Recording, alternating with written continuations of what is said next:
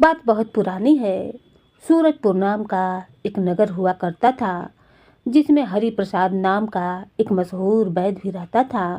हरि प्रसाद की दवाइयाँ न केवल सूरजपुर में बल्कि आसपास के नगरों में भी मशहूर थीं।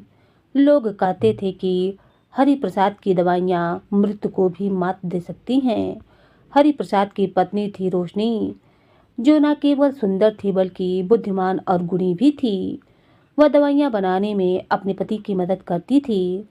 रोशनी को देखकर ऐसा लगता था कि भगवान ने उसे बहुत ही फुर्सत से बनाया है। उसकी सुंदरता के चर्चे सूरजपुर से लेकर पड़ोसी नगरों तक फैले हुए थे। हरि प्रसाद और रोशनी की जिंदगी बड़ी ही सुखमय थी। उनकी वैद्यशाला में दिन रात मरीजों का तांता लगा रहता था। हरि प्रसाद अपनी दवाइयों के लिए कोई ज़्यादा कीमत नहीं लेता था। उसके पास धन की कोई कमी न थी। उसका घर सूरजपुर के बड़े बड़े घरों में से एक था। परंतु हरि प्रसाद और रोशनी की जिंदगी में एक कमी थी। उनकी कोई अपनी संतान न थी। रोशनी और हरि प्रसाद ने कई मंदिरों में मन्नत मांगी, पूजा पाठ करवाए, लेकिन अभी तक उनकी गोद खाली थी। सूरजपुर में हर कोई रोशनी की सुंदरता और हरि प्रसाद की दयालुता का कायल था। परंतु कुछ लोग ऐसे भी थे जो रोशनी पर गलत नज़र भी रखते थे। ऐसे ही एक व्यक्ति था जिसका नाम बलदेव चौधरी था, जो कि सूरजपुर का सबसे बड़ा प्रभावशाली जमींदार था। बलदेव चौधरी रोशनी को पाना चाहता था और उसके लिए कोई भी हद पार करने को तैयार था। बलदेव चौधरी ने हरि प्रसाद से दोस्ती करने की ठानी। वह अक्सर वैद्यशाला में आता और हरि प्रसाद से बातें करता रहता। बलदेव ने धीरे धीरे हरि प्रसाद का भरोसा भी जीत लिया। वह हरि प्रसाद को अपने खेतों की उपज भेंट करता और हरि प्रसाद भी उसे बदले में मुफ्त में ही दवाइयाँ देता था। रोशनी को बलदेव चौधरी की नज़रें अच्छी तरीके से समझ में आती थीं, परंतु हरि प्रसाद की सादगी के कारण वह उसे कुछ भी कह नहीं पाती थी। एक बार जब रोशनी ने हरि प्रसाद से बलदेव के बारे में अपनी चिंता जताई तो हरि प्रसाद ने हंसते हुए कहा, रोशनी, तुम्हें हर किसी में कोई ना कोई खोट नजर आता है। बलदेव चौधरी मेरा मित्र है, वह हमारा बुरा नहीं चाहेगा। बलदेव ने एक योजना बनाई। वह जानता था कि हरि प्रसाद के पास एक प्राचीन औषधि पुस्तक है जिसे वैद्य संहिता कहा जाता है। इस पुस्तक में ऐसी जड़ी बूटियों और औषधियों का वर्णन है जो कि असाध्य रोगों को ठीक कर सकती थी। यह पुस्तक हरि प्रसाद के परिवार की धरोहर थी और इसके बारे में केवल हरि प्रसाद और उसकी पत्नी रोशनी को ही पता था। परंतु जब बलदेव चौधरी हरि प्रसाद का मित्र बन गया तो उसने इस पुस्तक के बारे में उसे भी बतला दिया। बलदेव चौधरी ने सोचा कि अगर वह इस पुस्तक को हासिल कर ले तो वह न केवल धन कमा सकता है बल्कि हरि प्रसाद को भी अपने काबू में कर सकता है। एक दिन हरि प्रसाद को अपनी आंखों में कमजोरी महसूस हुई। उसने रोशनी से कहा, रोशनी, मुझे कुछ ठीक नहीं लग रहा है, मेरी आंखों में कुछ परेशानी है। रोशनी ने चिंतित होकर कहा, आप चिंता न करें, हम किसी अच्छे वैद्य को दिखलाएंगे। हरि प्रसाद ने कई वैद्यों को दिखाया, परंतु उसकी आंखों की रोशनी अब धीरे धीरे कम होती जा रही थी। एक वैद्य ने बताया कि यह एक दुर्लभ रोग है जिसका इलाज केवल काशीपुर में संभव है। हरि प्रसाद ने बलदेव चौधरी से कहा, मुझे लगता है कि मित्र, मैं अब धीरे धीरे अंधा हो रहा हूँ। मैं और रोशनी काशीपुर जा रहे हैं मेरे इलाज के लिए। मेरे पास वैद्य संहिता है जो कि मेरे परिवार की धरोहर है। मैं इसे तुम्हारे पास रखना चाहता हूँ। मैं नहीं चाहता कि यह पुस्तक मेरे घर में असुरक्षित रहे। बलदेव चौधरी ने कहा, हरि प्रसाद, तुम चिंतित ना हो, मैं इस पुस्तक को संभाल कर रखूंगा। जब तुम्हें जरूरत हो मैं इसे लौटा दूंगा। रोशनी को बलदेव पर भरोसा नहीं था, परंतु हरि प्रसाद का बलदेव पर इतना विश्वास था कि वह कुछ कह भी नहीं पाती थी। अगले दिन हरि प्रसाद और रोशनी काशीपुर के लिए रवाना हो गए। इधर बलदेव चौधरी के मन में जो खोट था वह तो पूरा हो गया। वह पुस्तक हड़पना चाहता था और उसे अवसर भी मिल गया। इधर काशीपुर में हरिप्रसाद ने बड़े बड़े वैद्यों से अपना इलाज करवाया, परंतु कोई फायदा न हुआ। उसकी आंखों की रोशनी अब धीरे धीरे कम होती गई और एक दिन वह पूरी तरीके से अंधा हो गया। रोशनी रोते रोते अपने पति को घर वापस ले आई। अब हरिप्रसाद वैद्यशाला नहीं चला सकता था। धीरे धीरे उसका जमा किया हुआ धन भी इलाज में खर्च हो गया। अब उनके हालात बिगड़ने लगे। रोशनी ने अपने गहने बेच दिए ताकि घर का खर्च चला सके। एक दिन हरिप्रसाद ने रोशनी से कहा, रोशनी, मैंने बलदेव चौधरी को वैध संहिता दी थी, तुम उसके पास जाओ और वह पुस्तक मांग लाओ। अगर हम उस पुस्तक को बेच दें तो हमारे बुरे दिन कट जाएंगे। रोशनी ने हिम्मत जुटाई और बलदेव चौधरी की हवेली में पहुंच गई। रोशनी को देखकर उसकी आंखों में चमक भी लौट आई। उसने हंसते हुए कहा, अरे रोशनी, आज मेरे घर में कैसे आना हुआ? रोशनी ने कहा, आपने जो वैध संहिता रखी थी, कृपया उसे लौटा दें। बलदेव चौधरी के चेहरे का रंग अब बदल गया। उसने हंसते हुए कहा, रोशनी जी, यह क्या मजाक है? हरिप्रसाद ने मुझे कोई पुस्तक ना दी थी, इसका कोई गवाह है? रोशनी ने कहा, मैंने खुद देखा है कि मेरे पति ने आपको वह पुस्तक दी थी। बलदेव कुटिल मुस्कान के साथ बोला, रोशनी जी, तुम मेरे ऊपर बेईमानी का आरोप लगा रही हो। अगर तुम चाहो तो मैं तुम्हें न केवल वह पुस्तक बल्कि उससे 10 गुना ज़्यादा धन भी दे सकता हूँ। बस आज रात तुम यहीं पर रुक जाओ। रोशनी ने गुस्से में कहा, बलदेव चौधरी, अपनी हद में रहो। मैं एक पतिव्रता स्त्री हूँ, तुम मेरे पति के मित्र हो और तुम मेरे लिए ऐसी गंदी सोच रखते हो। बलदेव बोला, रोशनी, तुम्हारा पति अब अंधा हो चुका है, वह तुम्हें क्या दे सकता है? मेरी बात मानो, मैं तुम्हें रानी बनाकर रखूंगा। रोशनी अपमानित होकर रोते रोते घर लौटी। उसने हरिप्रसाद को सारी बात बतला दी। हरिप्रसाद गुस्से और दुख से भर गया।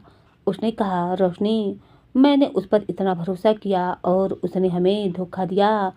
तुम कल नगर के मुखिया के पास जाओ और उससे न्याय मांगो। अगले दिन रोशनी मुखिया के पास गई। मुखिया, जिसका नाम रघुनाथ चौधरी था, वह एक लालची व्यक्ति था। रोशनी ने उसे सारी बात बतलाई। मुखिया ने कहा, रोशनी, तुम्हारी बात ठीक है, परंतु बलदेव चौधरी एक शक्तिशाली व्यक्ति है।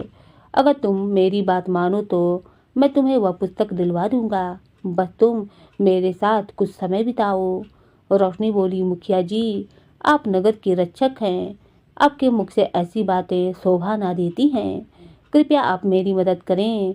जब रक्षक ही भक्षक बन जाएगा तो जनता का क्या होगा? मुखिया ने कहा, सुहानी, अगर तुम मेरी बात नहीं मानोगी तो मैं बलदेव के खिलाफ कुछ नहीं करूंगा। रोशनी रोते हुए घर लौट आई। उसने हरिप्रसाद को सारी बात बतला दी। हरिप्रसाद ने कहा, रोशनी, अब तुम कोतवाल के पास जाओ, वह जरूर हमारी मदद करेगा। अगले दिन रोशनी कोतवाल यानी कि विश्वनाथ के पास गई। कोतवाल ने रोशनी को देखते ही उस पर गलत नजर डाली। उसने कहा, रोशनी, तुम्हारा पति अब अंधा है, मेरे साथ रहो, मैं तुम्हें सारी सुख सुविधाएं दूंगा। रोशनी का धीरज अब टूटने लगा। वह कोतवाल के घर से बाहर आ गई। रास्ते में उसे सेनापति जय मिल गया। जय ने रोशनी को रोते हुए देखा तो पूछा, सुंदरी, तुम रो क्यों रही हो? रोशनी ने उसे सारी बात बतला दी, परंतु जय ने भी उसका फायदा उठाने की कोशिश की। रोशनी किसी तरीके से घर पहुंची और रोने लगी। रोते रोते उसने हरिप्रसाद को सारी बात बतलाई। हरिप्रसाद काफी परेशान हो गया। फिर कुछ सोच समझकर रोशनी ने आंसू पोंछे और दृढ़ स्वर में कहा, स्वामी, मैं अब और अपमान नहीं सह सकती हूँ। बलदेव चौधरी, मुखिया कोतवाल और सेनापति यह सब मुझे भोग की वस्तु समझते हैं, परंतु मैं उन्हें दिखलाऊंगी कि एक स्त्री की शक्ति उसकी सुंदरता में नहीं, उसकी बुद्धि और साहस में होती है। हरिप्रसाद अपने अंधेपन के कारण असहाय महसूस कर रहा था। उसने कहा, सुनो रोशनी, मुझे तुम पर पूरा भरोसा है, तुम जो करना चाहती हो करो। रोशनी ने कहा, स्वामी, मैं इन भ्रष्ट लोगों को उनकी ही चाल में फंसाऊंगी। रोशनी की एक भरोसेमंद दासी थी जिसका नाम लक्ष्मी था। रोशनी के अच्छे दिनों में लक्ष्मी उनके घर में काम किया करती थी। रोशनी ने लक्ष्मी को अपने घर में बुलाया और कहा, लक्ष्मी, मुझे तुम्हारी मदद चाहिए, क्या तुम मेरी मदद करोगी? लक्ष्मी बोली, हाँ मालकिन, मैं आपकी मदद अवश्य करूंगी। रोशनी ने लक्ष्मी को अपनी योजना बतला दी। उसने कहा, मैं बलदेव चौधरी, मुखिया, कोतवाल और सेनापति को एक एक करके अपने घर पर बुलाऊंगी। मैं उनकी कमजोरी का फायदा उठाऊंगी। हमें 3 बड़े संदूक चाहिए जिनमें वे छिप सकें। लक्ष्मी ने कहा, मालकिन, मैं आज ही संदूकों की व्यवस्था कर दूंगी। लक्ष्मी बढ़ई के पास गई और उससे 3 बड़े मजबूत संदूक बनवा दिए, जो इतने बड़े थे कि एक आदमी उनमें आसानी से छिप सकता था। लक्ष्मी ने संदूकों को रोशनी के एक बड़े से घर में एक कमरे में रखवा दिया। रोशनी ने उस कमरे को सजाया ताकि वह आकर्षित लगे। अगले दिन रोशनी सुबह जल्दी उठी। उसने नहा धोकर इतना श्रृंगार किया कि वह स्वर्ग की अप्सरा लग रही थी। रोशनी सबसे पहले मुखिया रघुनाथ के पास गई। मुखिया रोशनी को देखकर बड़ा ही मंत्रमुग्ध हो गया। उसने कहा, रोशनी, आज तुम यहाँ कैसे? रोशनी मुस्कुराते हुए बोली, मुखिया जी, मैंने आपकी बात पर विचार किया। आप सही कहते थे, मेरा पति अब अंधा है, वह मुझे क्या दे सकता है। मैंने सोचा क्यों ना आपके साथ कुछ समय बिताऊं। मुखिया की आंखें अब चमक उठीं। उसने कहा, रोशनी, तुमने सही फैसला किया, आओ मेरे घर में बैठो। रोशनी ने कहा, मुखिया जी, आज रात आप मेरे घर आइए, हम वहाँ रंगीन रात बिताएंगे। रघुनाथ ने बड़े ही उत्साह से हामी भरी और कहा, ठीक है रोशनी, मैं जरूर आऊँगा। रोशनी वहाँ से निकलकर कोतवाल के पास गई। कोतवाल बोला, रोशनी, तुम आज मेरे घर में? रोशनी बोली, कोतवाल साहब, मैंने आपकी बात पर विचार किया।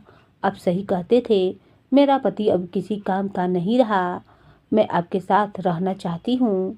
विश्वनाथ प्रसन्नता से बोला, रोशनी, चलो मेरे साथ, मेरे कक्ष में चलो। रोशनी ने हंसते हुए कहा, नहीं कोतवाल साहब, मेरे घर में कोई नहीं है। आज रात आप मेरे घर आइए, हम वहाँ पर रंगीन रात बिताएंगे। इसके बाद रोशनी सेनापति जय के पास गई और जय से भी रोशनी ने वही बातें कहीं। जय ने भी हामी भरते हुए कहा, रोशनी, मैं जरूर आऊँगा। अंत में रोशनी बलदेव चौधरी के हवेली में पहुंची। बलदेव भी रात में रोशनी के घर आने के लिए राजी हो गया। रोशनी घर लौट आई। उसने लक्ष्मी को सारी बात समझा दी। लक्ष्मी ने कहा, मालकिन, आपकी योजना कमाल, आज रात हम इन सबको सबक सिखाएंगे। रात होने पर रोशनी ने अपने आप को खूब सजाया। लक्ष्मी सुहानी को देखकर कहने लगी, मालकिन, आज आप स्वर्ग की अप्सरा लग रही हैं, यह लोग आपके सामने टिक नहीं पाएंगे। रोशनी ने मुस्कुराकर कहा, लक्ष्मी, मेरी सुंदरता ही आज मेरा हथियार बनेगी। चल, सारी तैयारियां कर ले। तीनों संदूक कमरे के एक कोने में रख दिए गए। सबसे पहले मुखिया रघुनाथ आया। उसके चेहरे पर चमक थी। रोशनी ने उसका स्वागत किया और उसे गद्दे पर बैठा दिया। उसने शरबत का एक प्याला उसे दिया और कहा, मुखिया जी, आज रात हम खूब बातें करेंगे। रघुनाथ ने शरबत पीते हुए कहा, रोशनी, तुमने मेरे दिल की बात सुन ली, अब जल्दी से मेरे पास आओ। तभी लक्ष्मी ने पर्दे के पीछे से आवाज लगाई, मालकिन, कोतवाल साहब आए हैं। रघुनाथ का चेहरा पीला पड़ गया। उसने कहा, कोतवाल इस समय यहाँ क्या करने आया है? रोशनी बोली, वह हरि प्रसाद का हालचाल पूछने आए होंगे, आप चिंता न करें, मैं उन्हें भेज देती हूँ। रघुनाथ घबराते हुए बोला, सुहानी, अगर उसने मुझे यहाँ देख लिया तो मेरी इज्जत मिट्टी में मिल जाएगी, मुझे कहीं पर छिपा दो।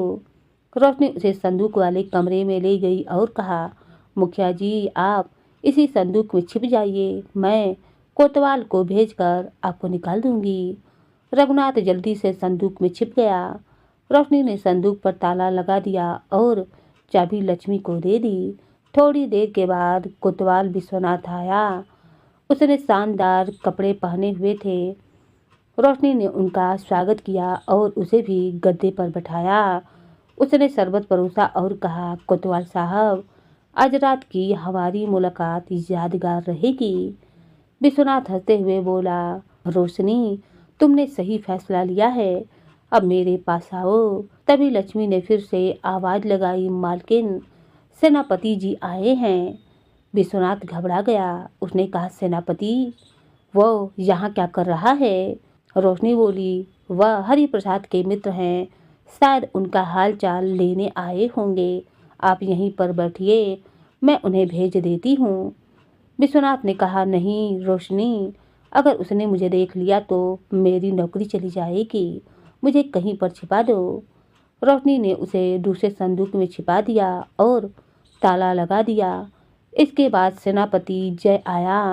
रोशनी ने उसका स्वागत किया और उसे भी गद्दे पर बैठाया। उसने कहा, सेनापति जी, आपने सही कहा था कि मैं आपके साथ प्रसन्न रहूंगी। आज रात हम खूब बातें करेंगे। जय बोला, रोशनी, अब मैं और इंतजार नहीं कर सकता हूँ, मेरे पास आओ। तभी लक्ष्मी ने फिर से आवाज लगाई, मालकिन, बलदेव चौधरी आए हैं। जय का चेहरा अब पीला पड़ गया। उसने कहा, बलदेव चौधरी, वह यहाँ क्या कर रहा है? रोशनी ने कहा, वह वैध संहिता के बारे में बात करने आए होंगे। आप चिंता न करें, मैं उन्हें भेज देती हूँ। जय ने कहा, नहीं रोशनी, अगर उसने मुझे देख लिया तो मेरी इज्जत मिट्टी में मिल जाएगी, मुझे कहीं पर छिपा दो। रोशनी ने उसे भी तीसरे संदूक में छिपा दिया और ताला लगा दिया। अंत में बलदेव चौधरी आया। उसने शानदार कपड़े पहने हुए थे। रोशनी ने उसका स्वागत किया और उसे भी संदूक वाले कमरे में ले गई और बोली, बलदेव चौधरी, आपने जो वैध संहिता ली थी वह मेरे पति की धरोहर है, क्या आप उसे लौटाने आएंगे? बलदेव ने कहा, रोशनी, मैंने तुम्हें पाने के लिए बहुत मेहनत की। मैंने हरिप्रसाद का विश्वास जीता, उसकी पुस्तक हासिल की और अब तुम मेरे सामने हो। रोशनी मुस्कुराते हुए बोली, बलदेव चौधरी, तो आप मानते हैं कि आपने वैध संहिता चुराई है? बलदेव चौधरी बोला, हाँ रोशनी, मैंने वह पुस्तक चुराई है। रोशनी ने कहा, बलदेव चौधरी, अगर आप उसे लौटा दे तो मैं आपके साथ रहने को तैयार हूँ। बलदेव ने कहा, ठीक है, मैं वह पुस्तक लौटा दूंगा, परंतु पहले तुम मेरे पास आओ। जैसे ही वह रोशनी की ओर बढ़ा, रोशनी ने उसे धक्का दिया और कहा, बलदेव चौधरी, तुमने मेरे पति के साथ धोखा किया, अब इसका हिसाब किताब रात दरबार में होगा। रोशनी ने लक्ष्मी को इशारा किया और लक्ष्मी ने बलदेव चौधरी को पकड़ लिया। रोशनी कोतवाल का घोड़ा लेकर रात दरबार की ओर दौड़ पड़ी। सूरजपुर का राजा प्रताप सेन एक न्यायप्रिय और बड़ा ही बुद्धिमान राजा था। रोशनी जब दरबार में पहुंची तो रात का समय होने के कारण सभा में केवल कुछ विश्वास पात्र सिपाही और दरबारी ही मौजूद थे। रोशनी रोते हुए कहने लगी, महाराज, मेरे साथ अन्याय हुआ है, कृपया मेरा इंसाफ करें। महाराज ने पूछा, बेटी, तुम्हारे साथ क्या हुआ है? रोशनी ने शुरू से सारी कहानी सुना दी। कैसे हरिप्रसाद की आंखों की रोशनी चली गई, कैसे बलदेव चौधरी ने वैध संहिता चुराई और कैसे मुखिया कोतवाल और सेनापति ने उसका अपमान किया। उसने कहा, महाराज, बलदेव चौधरी ने आज रात मेरे सामने स्वीकार किया कि उसने वैध संहिता चुराई है और इसकी गवाही मेरे घर में रखे 3 संदूक देंगे। महाराज आश्चर्यचकित हो गए। उन्होंने कहा, भला संदूक कैसे गवाही दे सकते हैं? महाराज, कृपया आप मेरे घर से उन संदूकों को मंगवाएं। महाराज ने सिपाहियों को तुरंत तीनों संदूक लाने का आदेश दिया। सिपाही लक्ष्मी की मदद से संदूक दरबार में लाए और साथ में बलदेव चौधरी को भी पकड़ लाए। दरबार में सभी की नजरें संदूकों पर टिकी थीं। रोशनी ने कहा, महाराज, इन संदूकों में सत्य छिपा है। मैं बलदेव चौधरी से पूछती हूँ कि क्या उसने वैध संहिता चुराई थी? बलदेव बोला, महाराज, यह स्त्री मुझे फंसाना चाहती है, मैंने कोई पुस्तक नहीं चुराई। रोशनी बोली, महाराज, इन संदूकों से पूछिए कि क्या बलदेव ने मेरे पति की धरोहर चुराई थी। सभा में मौजूद लोग आश्चर्य से एक दूसरे की ओर देखने लगे। तभी रोशनी ने लक्ष्मी को इशारा किया। लक्ष्मी ने एक मशाल जलाई और संदूकों के पास ले गई। उसने कहा, महाराज, अगर यह संदूक नहीं बोलेंगे तो मैं इनमें आग लगा दूंगी। संदूकों के अंदर छिपे मुखिया, कोतवाल और सेनापति घबरा गए। अंदर से एक साथ तीनों मिलकर आवाज लगाए, हाँ महाराज, बलदेव चौधरी ने वैध संहिता चुराई थी। उसने हमारे सामने स्वीकार किया है। सभा में अब हड़कंप मच गया। महाराज ने हैरानी से कहा, यह क्या तमाशा है? संदूक बोल रहे हैं। रोशनी ने कहा, महाराज, यह संदूक नहीं, इनके अंदर छिपे लोग बोल रहे हैं। महाराज ने सिपाहियों को संदूक खोलने का आदेश दिया। जैसे ही संदूक खुले, मुखिया रघुनाथ, कोतवाल विश्वनाथ और सेनापति जय बाहर निकले। उनके चेहरे पर डर और शर्मिंदगी साफ दिखाई दे रही थी। सभा में मौजूद लोग आश्चर्य से देखने लगे। महाराज ने कड़क आवाज में पूछा, यह क्या माजरा है? तुम लोग संदूकों में क्यों छिपे हुए थे? रोशनी ने सारी बात विस्तार पूर्वक बतला दी। उसने कहा, महाराज, बलदेव चौधरी ने न केवल मेरे पति की धरोहर चुराई है, बल्कि इन चारों ने मुझे गलत निगाहों से देखा और मेरे सम्मान पर हमला भी करना चाहा। महाराज का चेहरा गुस्से से अब लाल हो गया। उन्होंने बलदेव से पूछा, क्या यह सच है? बलदेव ने घबराते हुए कहा, महाराज, यह सब कुछ गलतफहमी है। परंतु मुखिया, कोतवाल और सेनापति ने डर के मारे सब सच उगल दिए। उन्होंने कहा, महाराज, हम रोशनी के घर गए थे और हमने बलदेव को स्वीकार करते हुए भी सुना है कि उसने वैध संहिता चुराई है। महाराज प्रताप सेन ने बलदेव चौधरी को कारागार में डालने का आदेश दिया। उन्होंने उस पर 10,000 सोने की मोहरों का जुर्माना लगाया और उसे वैध संहिता वापस करने का आदेश दिया। राजा ने 10,000 सोने की मोहरें और पुस्तक रोशनी को दे दी। मुखिया, कोतवाल और सेनापति को भी उनके पदों से हटा दिया गया। महाराज ने रोशनी की बुद्धि और साहस की बड़ी प्रशंसा की।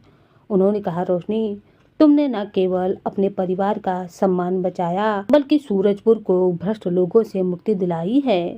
सभा में महाराज ने ऐसा ऐलान किया कि आज से अगर किसी ने रोशनी या किसी अन्य स्त्री को गलत नजरों से देखा तो उसे कठोर से कठोर दंड दिया जाएगा। रोशनी को सम्मान के साथ एक बग्गी में बैठाकर उसके घर तक पहुंचाया गया। जब वह घर पहुंची तो हरिप्रसाद ने उसे गले से लगा लिया और कहा, रोशनी, मुझे तुम पर बहुत ही गर्व है। रोशनी ने वैध संहिता 10,000 सोने की मोहरें हरिप्रसाद को दे दी।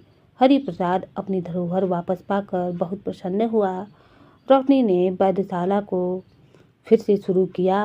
उसने वैध संहिता की मदद से नई औषधियाँ बनाईं जो कि गरीबों को मुफ्त में दी जाती थीं। रोशनी ने साबित कर दिया कि एक स्त्री की शक्ति उसकी बुद्धि और साहस में होती है। तो इस तरह की दिलचस्प कहानियाँ देखने के लिए चैनल को लाइक करें, शेयर करें, सब्सक्राइब करें। धन्यवाद।